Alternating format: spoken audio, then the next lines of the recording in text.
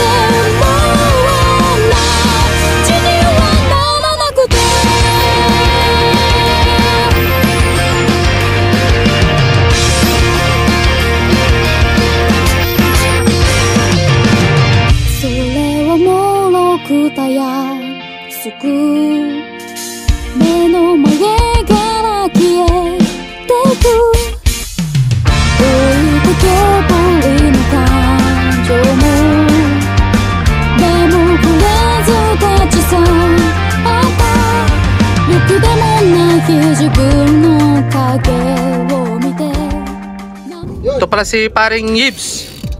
Tol, musta? Ito yung dream bike ng lahat. Nahirapan ako para maabutan ko siya dito. Lakas pa na ito.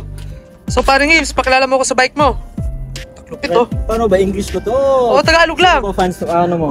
Viewers, sige Tagalog. Oo, Tagalog na lang. So 2020 na S-Works na bench. Bench. Yung huling batch na yata, not sure. Pero ang group set niya, Dura Ace na 9100 series. Last na rin to, 11 speed pa. Sumunod nito, yun na lumabas na yung 12 speed. Yan yung last na 11 speed. Ito na sila. Tapos, stock lahat. Naka-OSPW, ano lang yung con. Ceramic speed, no? Tapos, yung STI, full na, full Dura Ace. Full siya, full duration na con. Lupit pa ng colorway, no? Anong colorway ito, Matt? Matte black siya. Tapos yung sticker niya, all slick na pan. Mas preferred ko kasi matte, tsaka wala lang, simple lang, walang ibang sticker whatsoever. Ang lakas ng... Tapos yung wheel set niya, naka-Selex 50 na Roval. Ceramic speed na rin yung bearing niya. Pag umikot to, may ibang tunog na ito eh. Kapag ceramic speed pa, no? Pati BB, no? Pati dito, pati water bracket niya. Tapos pedal ay Dura Ace na rin. Full Dura Ace. Throttle cage ko yun, S-Works na carbon. Tapos sa disc, no? Disc brake niya. Disc brake rotor. Dura Ace na din. Continental yung gulong. Anong to? Tama, GP 5000 nandun. 50? 28 mm, 28C. 28C. Tapos yung lapad nito 50? 50 siya, Selex 50 na Roval. Rapid.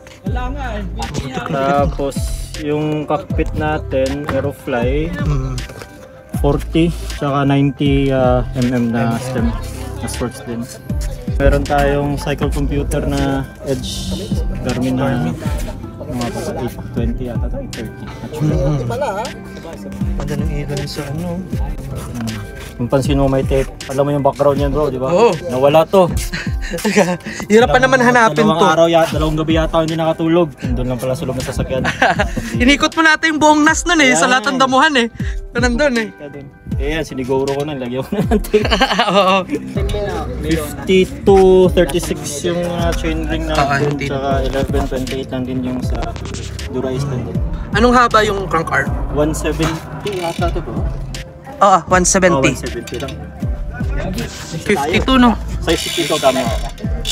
Tunog check oh. Di ba ito pipitikin? Alam na, wala namang ganda. Ayos na, pitikin mo.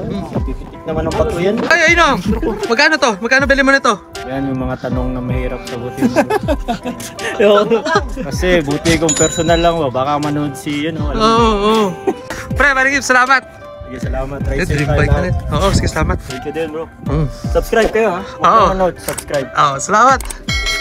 Kuya Neds, good morning. Good morning. Kuya, pakilala mo naman ko sa bike mo. Isa to sa mga dream bike ko dito eh. Maliban sa S-Works eh. Cat Addict. Road bike siya pero endurance. Endurance. Bike yan. Kaya mapapansin mo, yung gatla nito dito medyo malaki. Pwede siyang gravel bike eh. Pwede ko tabaan yung gulong niyan eh. Okay. Endurance siya. Hindi siya all-rounder? Parang all-rounder? Parang all-rounder na rin. Kasi endurance more on yung comfort eh. More on comfort. Pero binabaan ko na yung nito para mas medyo aggressive din yung dating. Yung mga kasama mo kasi yung lalakas din eh. Kaya kailangan mag-aggressive. Walang naiiwan lagi.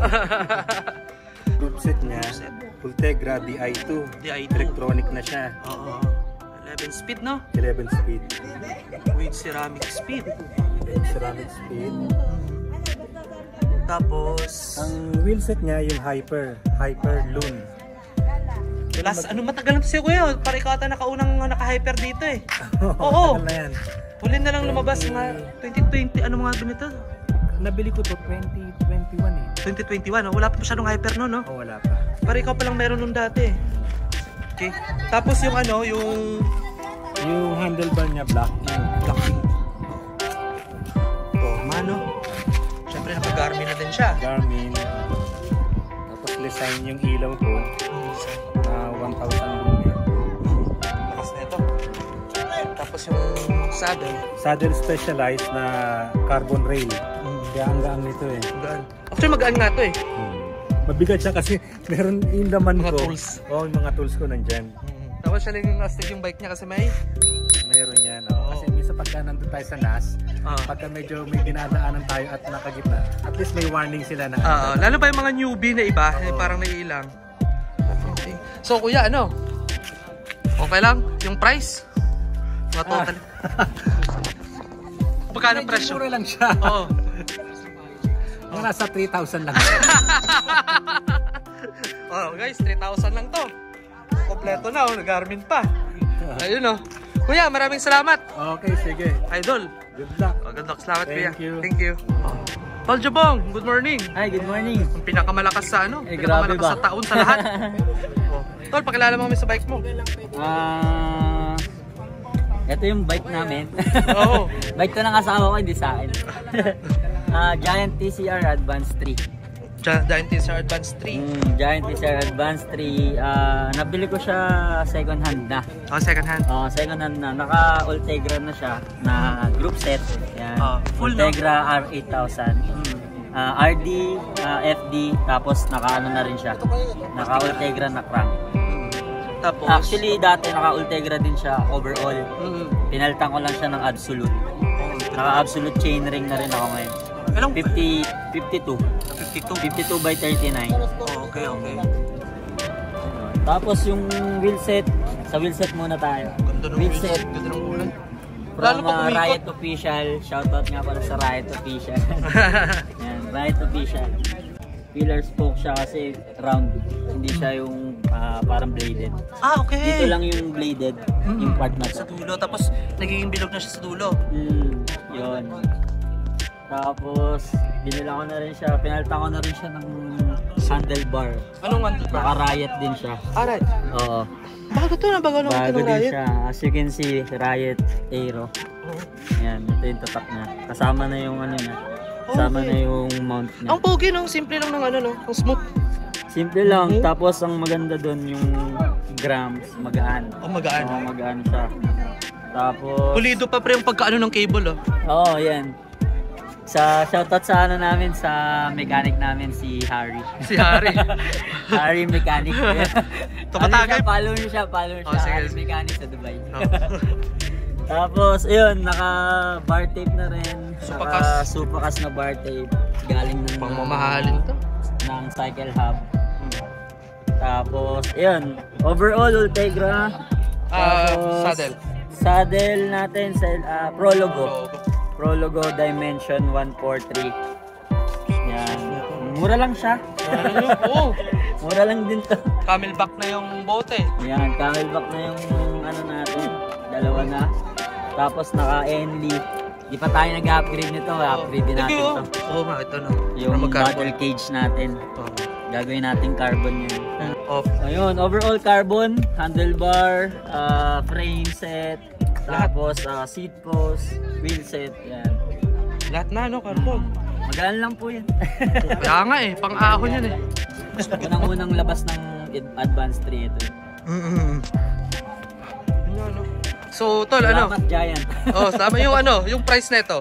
Ay, yung price nito, mga nasa almost 1,000 dirhams lang. Oh, 1,000 dirhams lang, mura na. Between 1,000 to 2,000. Ayun. Maraming salamat. Salamat, tol. Tol, salamat. Ah, Brad ko pala to. ay, salamat sa Capitales, mga Capitales, tol. oh. Mga nanonood dyan, follow nyo siya. Si Bin. Bike with Bin. Bike with Bin. Ayun, Yun. tol, salamat. Maraming salamat, tol. Shout nga siya. Tol, good morning. Hi, good morning, Pakilala ko, bro. tol. Morning. Morning. Oh. Ano ba? Pakilala mo kami sa bike mo. Yung actually assemble to. Oo. So, yung frame ko is Colnago V3 RS. Bali frame lang yung binili mo. Oo. Tapos yung group set ko is Ortegra 8,000. Para 8,000. Wheel set ko is Hyper Wheels. Carbon, no? Carbon spokes. Ito yung carbon spokes. Carbon. Yung OSP ko is Tri-Peak. Sana all. Ayun. Sana all, meron ganito. Ayun lang. Wait lang. Tapos, yung upuan. Yung puan, carbon na tawag dito. Sa may butas ba? Yung mahal pa to sa sofa eh. Yung 3D. Oo. Mga ganitong upuan, mahal pa yan sa sofa. Saka sa kama. Ayun. Tapos, yung stem and V. MV. Tapos yung gamit ko computer, Carbon. 530. 530. Ayun lang. Yung brake. Ano din? Ano to? Yung EE brake. E-brake. So, okay naman ma-share yung price or ano? Baka makita ni Mrs. So, estimate natin mga mga 5,000. No? 5,000 lang to. Sobrang gaan na ito. Good. Tingnan ulit, pogi.